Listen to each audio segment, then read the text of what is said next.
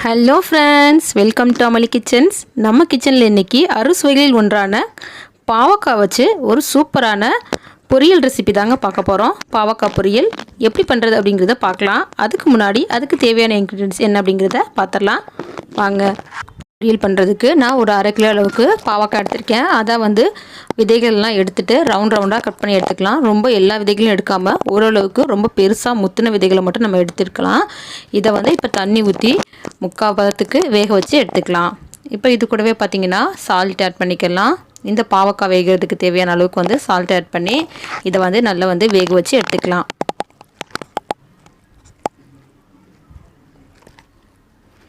இப்போ பார்த்தீங்கன்னா பாவக்காய் ஓரளவுக்கு 70% நல்லாவே வெந்துருச்சு.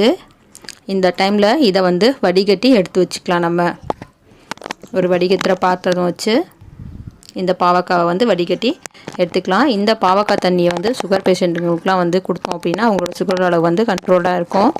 ஸோ வேஸ்ட் பண்ணாமல் வீட்டில் இருக்க பெரியவங்களுக்கு இந்த பாவக்காய் தண்ணியை நம்ம எடுத்து கொடுத்துடலாம். அவ்வளோதான், வடிகட்டி எடுத்துட்டாச்சு. இப்போது இந்த வேக வச்ச பாவக்காய் வச்சு சூப்பரான ஒரு பொரியல் ரெசிபி எப்படி பண்ணுறது அப்படிங்கிறத பார்க்கலாம் வாங்க.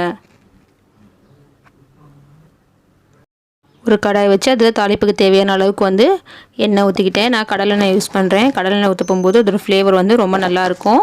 இப்போ எண்ணெய் காஞ்சதும் சின்னதாக நறுக்கி வச்சுருக்க சின்ன வெங்காயம் ஒரு 100 கிராம் அளவுக்கு அதை எண்ணெயில் போட்டுடலாம். வெங்காயம் எண்ணெயில் போட்டு நல்லா ஓரளவுக்கு 50% வதங்குற மாதிரி நல்லா வதக்கி எடுத்துக்கலாம். இப்போ பார்த்திங்கன்னா ஓரளவுக்கு நல்லாவே வெங்காயம் வதங்கிடுச்சு. இந்த டைமில் நம்ம நறுக்கி எடுத்து வச்சுருக்க தக்காளி பழத்தை 2 இதில் ஆட் பண்ணிக்கலாம். வெங்காயம் தக்காளி நல்லா மசிஞ்சு வேகணும். தக்காளியோட பேஸ்ட் நல்லா வெளியில் வர அளவுக்கு நல்லா வேக வச்சு எடுத்துக்கலாம். இப்போ இதுக்கு தேவையான அளவுக்கு சால்ட் ஆட் பண்ணிக்கலாம்.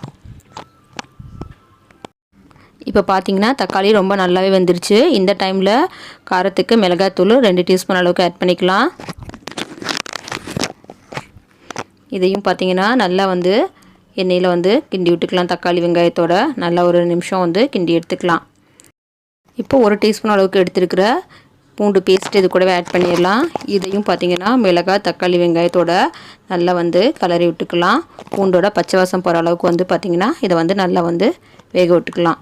இப்போ சிக்கன் 65 மசாலா 2 டீஸ்பூன் அளவுக்கு இது கூடவே சேர்த்துக்கிறேன்.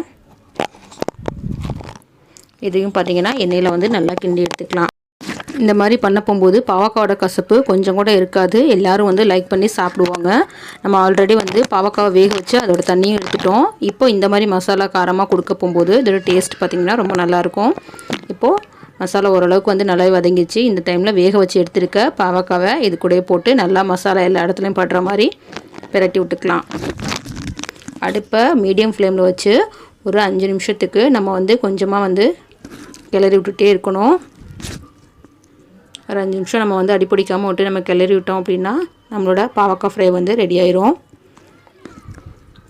நம்ம பாவக்காவை வேக வச்சுருக்கோம். ஸோ அதனால் பார்த்திங்கன்னா இது கொஞ்சம் கிறிஸ்பியாகவும் சாஃப்டாகவும் வேகிறதுக்கு கொஞ்சம் டைம் எடுக்கும். நம்ம லோ ஃப்ளேமில் வச்சு இதை கொஞ்சமாக பிரட்டி விட்டுட்டே வந்தோம் அப்படின்னா இது பாவக்காய் வெந்து நல்லா பாதியாக மாறும், குறையும். அந்த டைமில் பாவக்காய் நமக்கு ரெடி ஆயிடுச்சு. அவ்வளோதான் ஃப்ரெண்ட்ஸ், நம்மளோட பாவக்காய் ஃப்ரை ரெடி ஆயிடுச்சு. ட்ரை பண்ணி பாருங்கள், கண்டிப்பாக உங்களுக்கும் பிடிக்கும். நம்மளோட வீடியோ பிடிச்சிருந்தா லைக் பண்ணுங்கள், ஷேர் பண்ணுங்கள், சப்ஸ்கிரைப் பண்ணுங்கள், மறக்காமல் பெல் ஐக்கானையும் கிளிக் பண்ணுங்கள். தேங்க்யூ ஃபார் வாட்சிங்.